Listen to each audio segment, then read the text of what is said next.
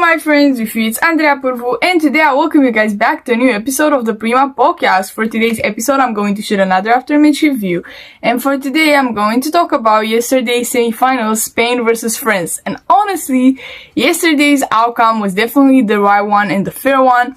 Definitely Spain deserved to qualify in the final. Most of all of the teams that took place to this European tournament, honestly, Spain has had the best performance out of them all. They definitely outdid themselves because, I did not expect this, Spain playing so well, but we're going to dive into that topic later. And yes, yesterday I was supporting France, but I gotta admit that the team that deserved to qualify for that final, it was Spain. And yeah, without any further ado, let's get started. So I'll first talk a bit about the lineups, and I wanna first of all dive into the Spanish lineup.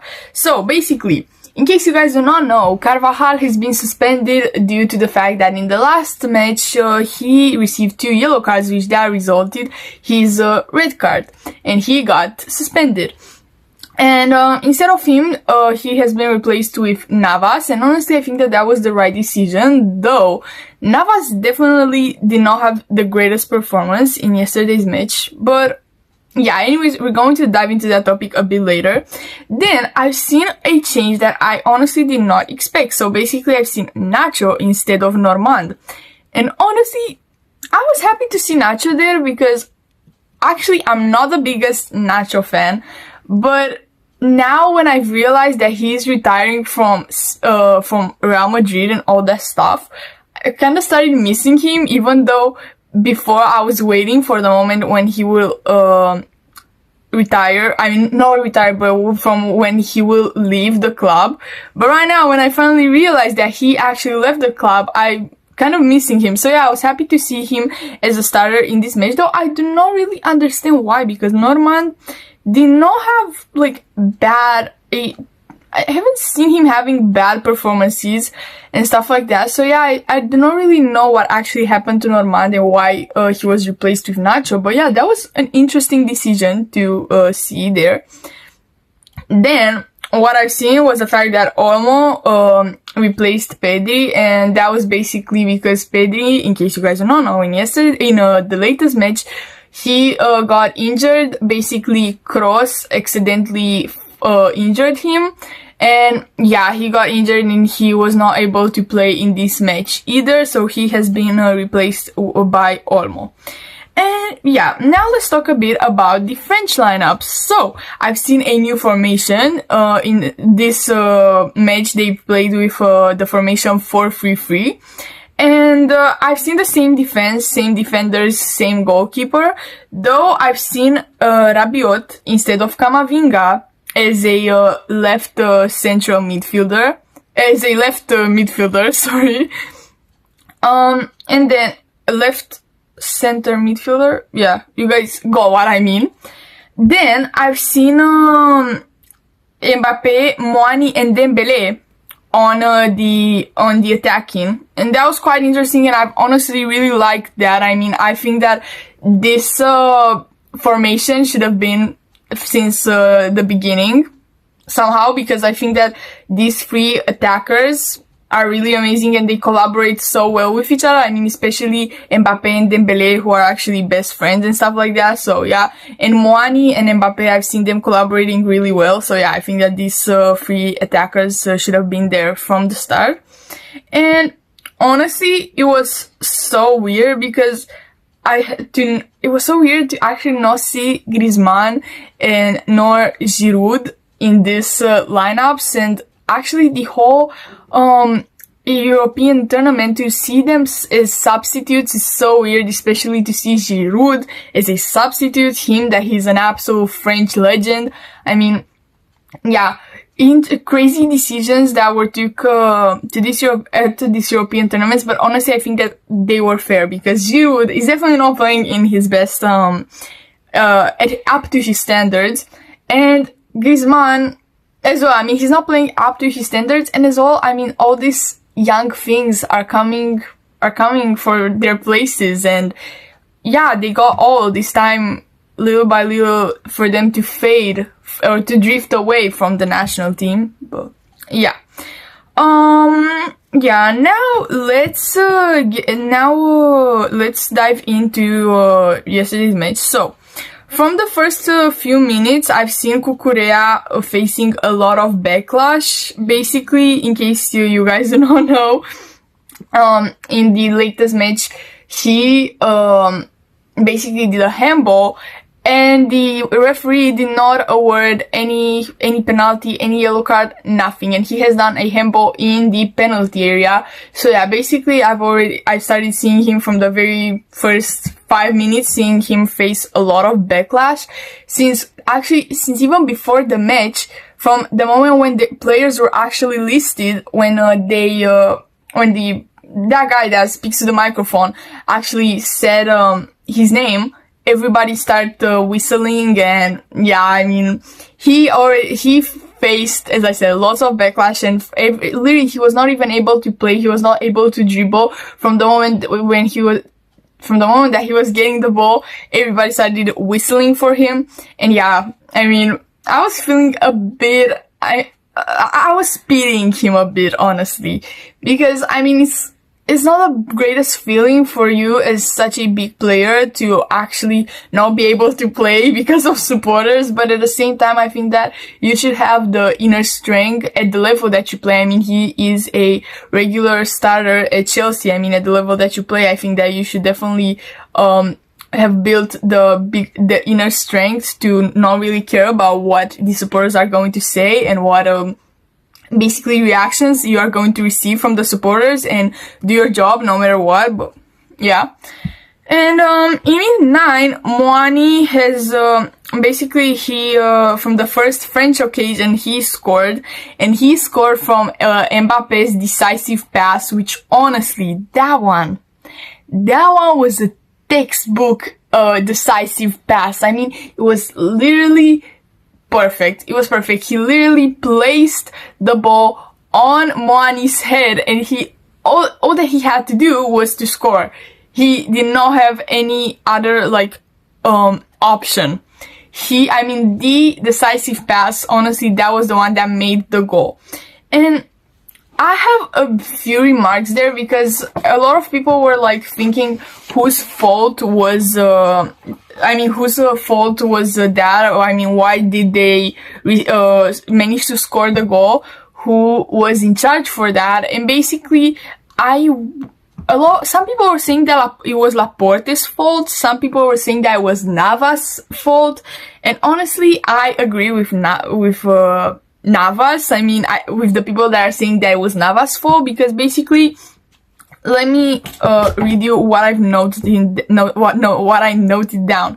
So basically, I said that it was an error by Navas, that he should have remained in the line that he was placed before. And honestly, that was true, because he was keeping a line. He was in a line, and he should have kept that line. He did some unnecessary moves. And yeah, there was an error in the defending, and that's how the first goal was scored. But honestly, nobody can say anything about Mbappe's decisive pass. I'm not the greatest Mbappe fan, honestly, but that decisive pass, fire, literally fire. Then in minute 14, Rabiot is injured by Navas. And basically what happened, it was a late dive executed by Navas, and that was it. And that resulted a free kick which was shot by Mbappe. And he basically tried in that moment to be Ronaldo. He tried to be his role model and stuff like that. But yeah, I mean, it was a really modest execution, and yeah, unsuccessful action. Then in minute 21, the moment happens when Yamal scores, and he honestly scores an incredible goal. I gotta admit that, even though you guys know that I'm as well a Real Madrid supporter, so I do not really stand Barcelona Barcelona at all. I I'm not gonna say that I'm a hater, but I do not stand them, definitely. And yeah, still, I gotta admit, Dayama has done an incredible goal. Incredible. He's 16. He finally managed to become the youngest scorer at the European tournament ever, because still now he was really trying to achieve that, but he was only making really great decisive passes and stuff like that. But for first time, he finally actually scored. And as well, what I've liked was the fact that he did not shoot with so much power. I mean, he had an actual soft shoot, but it was very qualitative.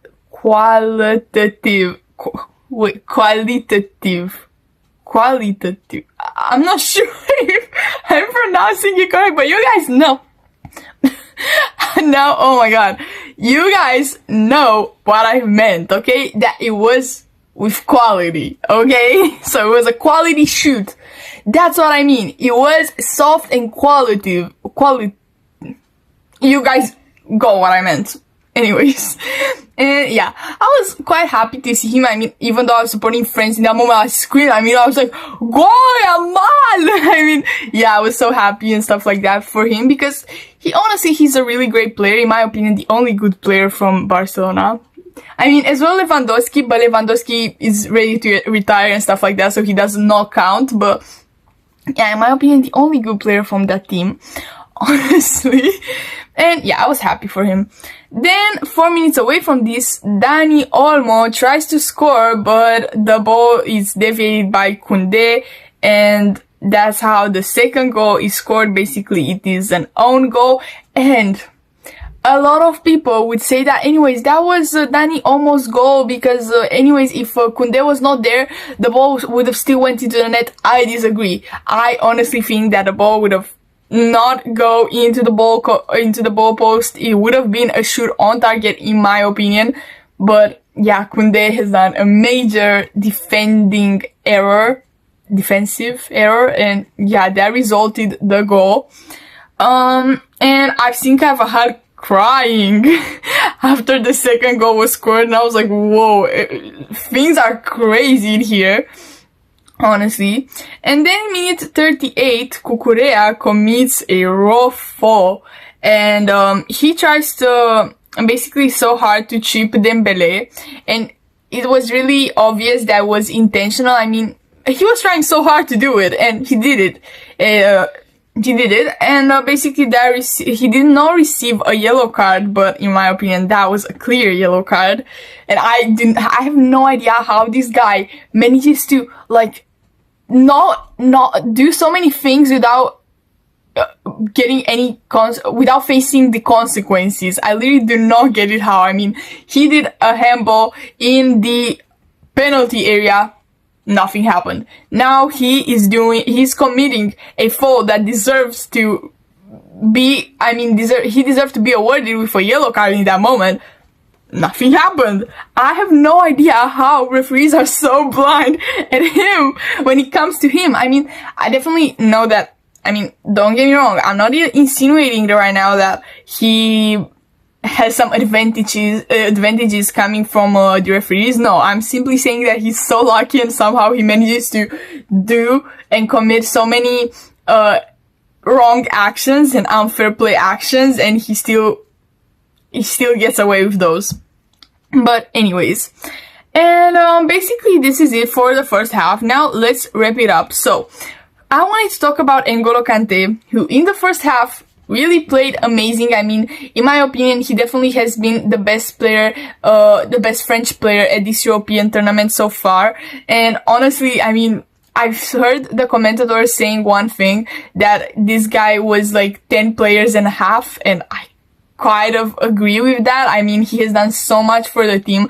Definitely in the groups, he had one rough match that I remember where I really did not see N'Golo Kante. But besides that, this whole tournament, he showed once again who he is, and that he is one of the greatest French footballers of all time. And honestly, I really like this man. I mean, he's such a humble guy, and he's such a good player, and I'm a supporter of his since 2018, since the World Cup, and yeah, he deserves all the best. Though, I didn't see these good performances in the second half, but I'm going to talk about that when we are going to address the second half. Then the second thing that I wanted to mention about the first half was actually Dembele's performance, which was absolutely deplorable. Basically, I was so frustrated with him because he was only shooting, but I felt like he was shooting just to shoot. I mean, he was shooting just so he would have right there written that he has made that number of shoots. I mean, he was not even trying. He was shooting in the penalty area, but he was shooting literally where nobody was, like literally in the place where no French player was there. I mean, you guys got what I mean? I mean, he was literally shooting where nobody was placed, and either he was shooting directly at Spanish players. It felt like he was passing to them, literally. It felt like he was in the Spanish team. Definitely not best performance made by Dembele, and I was so disappointed because I was so looking forward to see Mbappe and Dembele playing together for the last time, but I mean, not necessarily last time, because probably, I mean, they will play as well for the next World Cup, but still, you know, and yeah, nothing happened. I mean, Dembele had a deplorable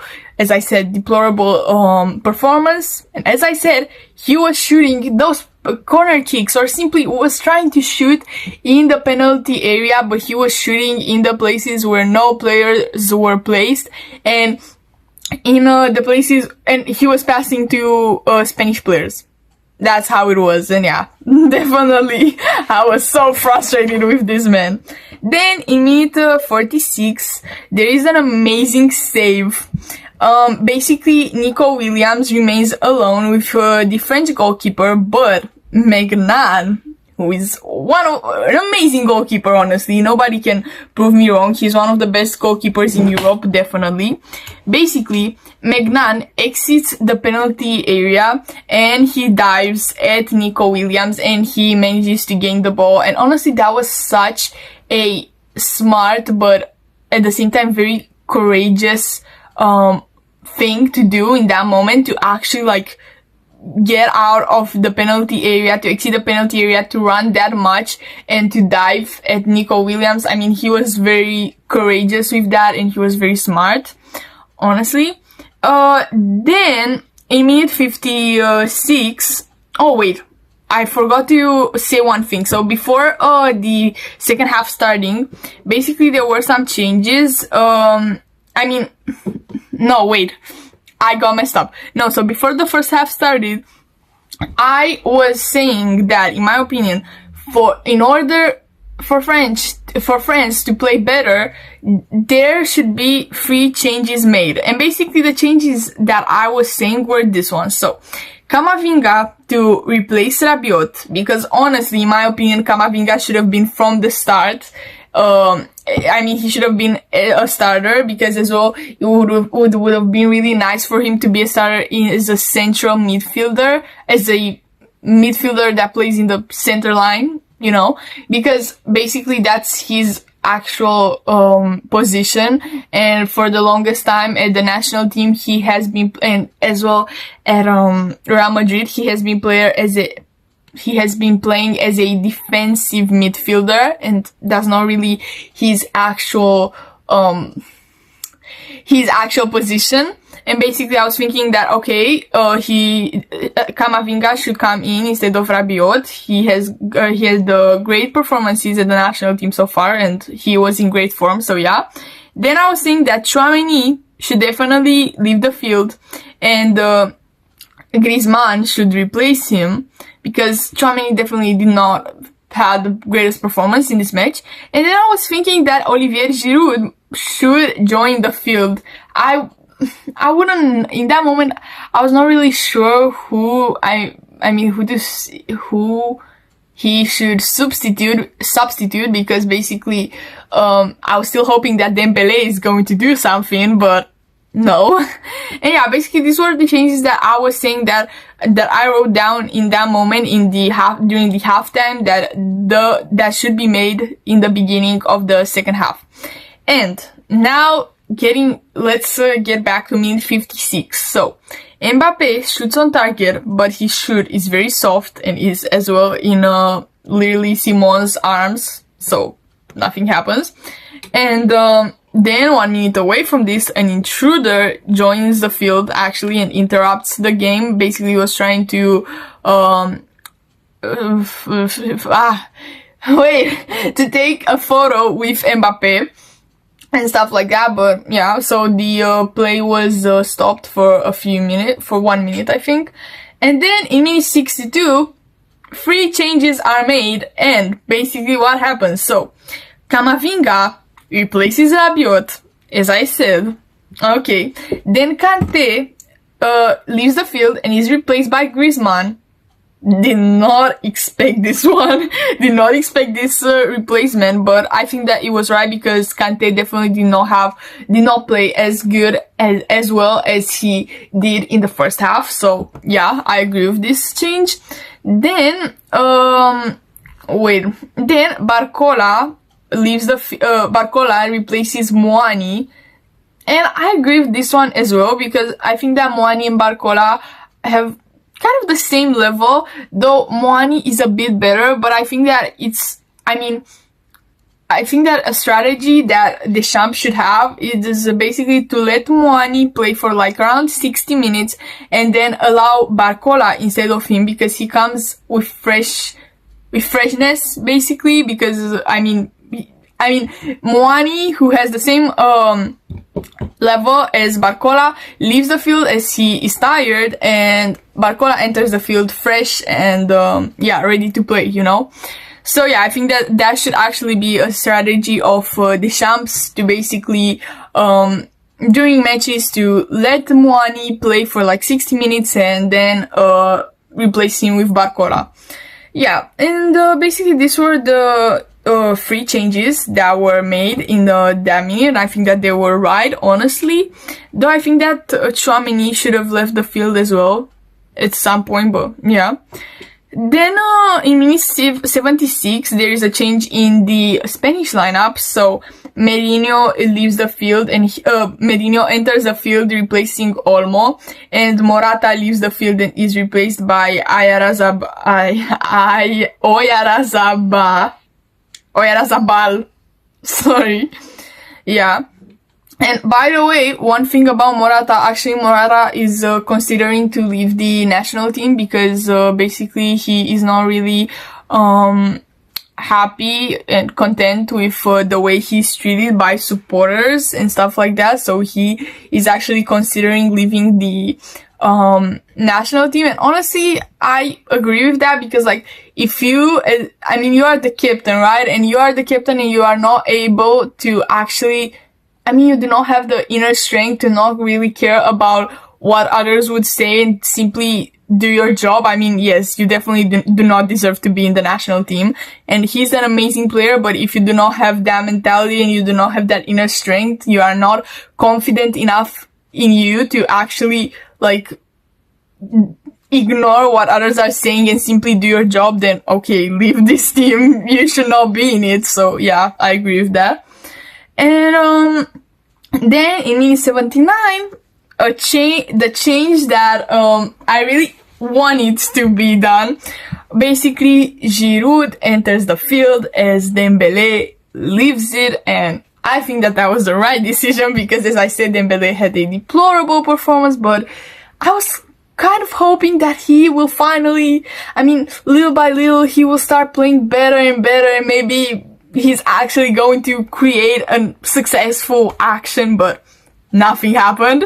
So yeah, I think that was a smart decision to replace him with Giroud, and honestly, I absolutely love the way Giroud entered the field. That guy came with so much confidence. He knows who he is. He knows that he is a legend. He's a French legend. He knows that he's the goal-getter of all time of France and stuff like that. He came with so much confidence in. He came in like a legend, honestly. I really liked his attitude. I'm not going to lie. And then in minute 83, Laporte is injured and he receives medical attention. Basically, Olivier Giroud is so experienced and he knew how to commit a fall without anybody actually noticing that that was intentional. So basically, the way he was so smooth, the way he made it look, it was like Laporte accidentally got his face into Giroud's shoulder. But no, actually, I mean, when I've seen the replays and when I've seen them in slow motion, it was quite visible that actually Giroud did a little movement right there to hit him, but really experienced, he made it look so smooth that literally at first I thought it was an accident and Laporte accidentally entered with his face.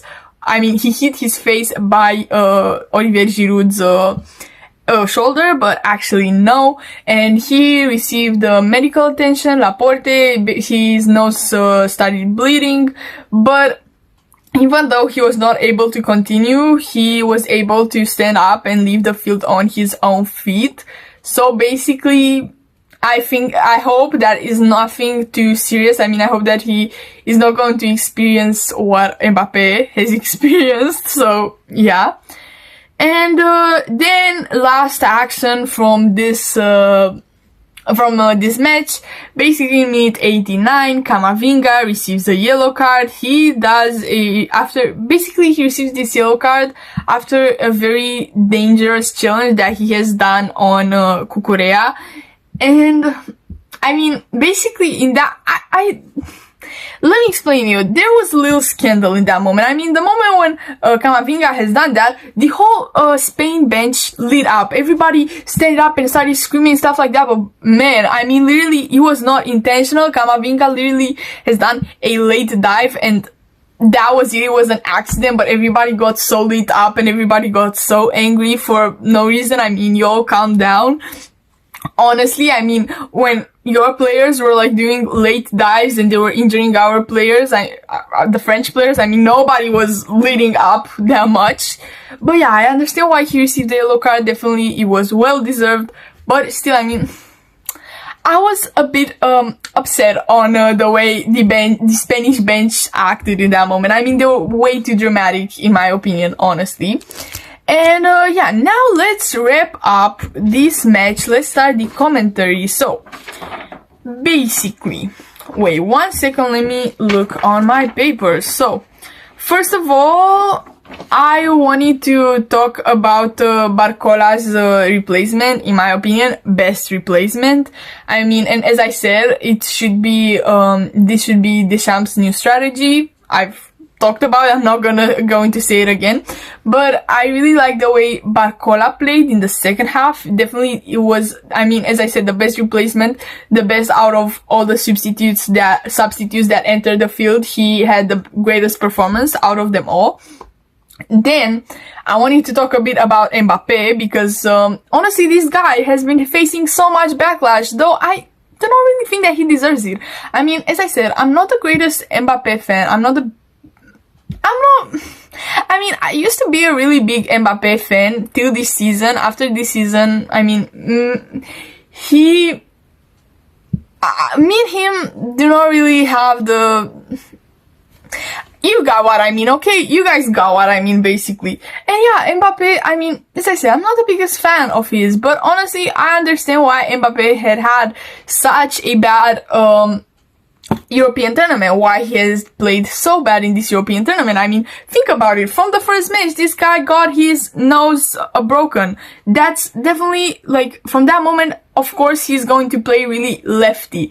And he definitely did that. I mean, he started playing with a mask, which was definitely really uncomfortable for him. And yeah, he was very lefty with that mask. And he as well was trying to basically not get hurt. And we could have seen that he was very prudent and he was not really trying to get involved in bigger actions because he was scared to not get hurt and stuff like that. It's totally understandable. I mean, can you guys imagine the pain that you feel in your nose when you broke it? I mean, definitely, it's quite understandable, and I honestly do not really hate him for that, and I totally understand why his performances were lefty, but still, I think that you guys should really consider the fact that, as I said, he has been really severely injured, but he still managed to play. And honestly, I think that his performances for a guy that just broke his nose were okay. I mean, I do not have too many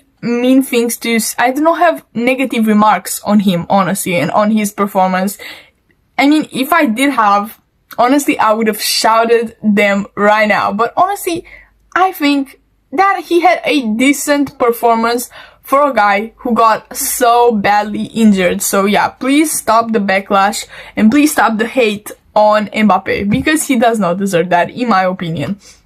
Then, I wanted to talk a bit about basically the Spanish team. So the Spanish squad is definitely a young team. You can tell that it's a bit inexperienced.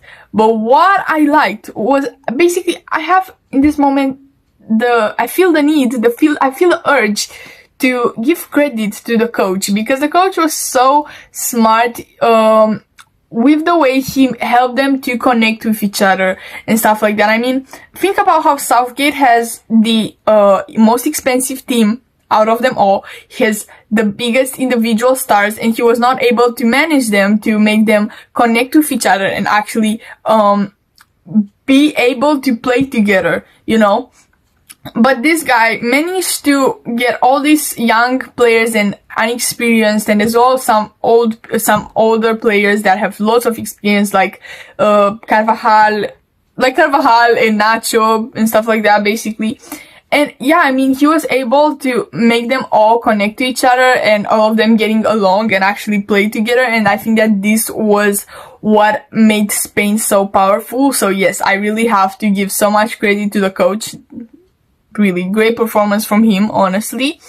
Then, what I did not like about France was the fact that they were so individualist. Every single one of them. They weren't able to link two passes. And basically the reason why this was happening was because instead of passing or instead of doing the right action, they were trying to do an extra move to kind of try to outshine. And that was resulting the game being delayed. I mean, basically, they should have passed in so many moments, and they decided to do some extra moves to kind of, as I said, outshine, to be individualists, to show people who they are and stuff like that. And yeah, that, as I said, that resulted the game being delayed, and that's basically the reason. This individualism is the reason why this team was not able to actually have a great performance in this match, and definitely overall in this European tournament.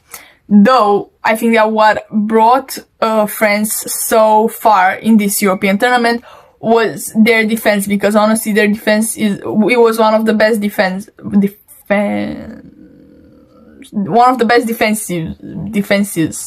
Yeah, one of the best defenses. So, yeah.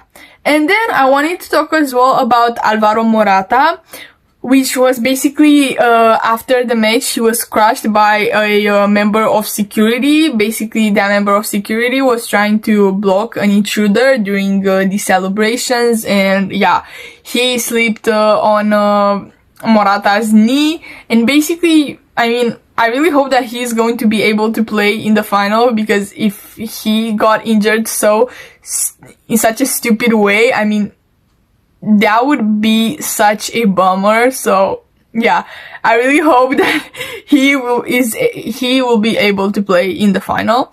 And the last thing that I meant to say is the fact that Yamal received the MVP award, and honestly, I agree with that. He scored an amazing goal, and overall, he's done many great passes, many great dribbles, and many great actions, and definitely he was the most valuable player of that match. So yeah.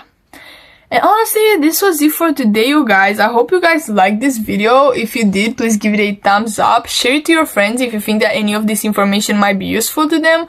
Comment down below any suggestion for me to improve and stuff like that. And subscribe to keep in tune with all of my uploads. Okay, you guys. Bye!